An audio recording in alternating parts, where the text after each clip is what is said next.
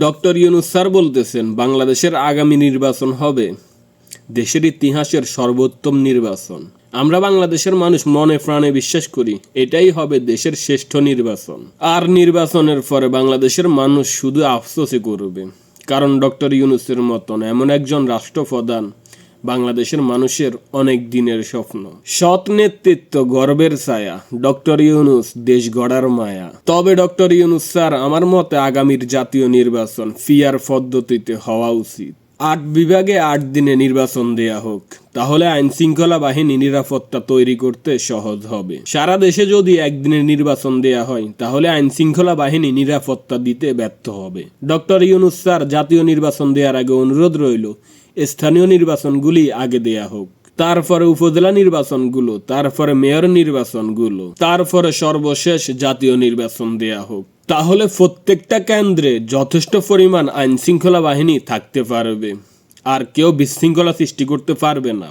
নির্বাচনটা সুস্থ হবে, সাধারণ জনগণ তাদের ভোটার অধিকার ফিরে পাবে। না হলে গত 17 বছরের মতন মানুষ তার ভোট দিতে পারবে না।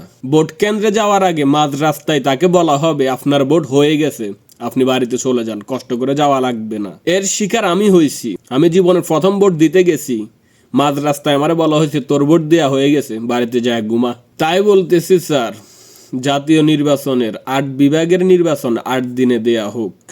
আপনার প্রতি অনুরোধ রইল, আপনি গণমানুষের ভোটার অধিকার ফিরিয়ে দিতে আসছেন। আপনাকে বাঙালি জাতি সারা জীবন মনে রাখবে।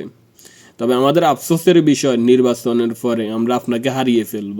আর আমরা আশা করি সাধারণ জনগণ যদি চায়, তাহলে নির্বাচনের পরে যে নির্বাচিত সরকারটা আসবে তার সাথে মিলে আপনি দেশের কাজ করতে পারবেন, আমাদের বাংলাদেশের মানুষ যদি চায়। আমার তো একান্ত চাওয়া আপনাকে দেশের জনগণ সারা জীবনের জন্য রাইখা দেখ, কিন্তু সেটা তো সম্ভব না, কারণ এই নোংরা রাজনীতি আপনার সাথে যায় না। ডক্টর ইউনূস স্যার, আল্লাহ আপনাকে নেক হায়াত দান করুক। নির্বাচন হয়ে গেলেও আপনি সারা বাংলাদেশের মানুষের হৃদয়ে থাকবেন বাংলাদেশের প্রধানমন্ত্রী হয়ে।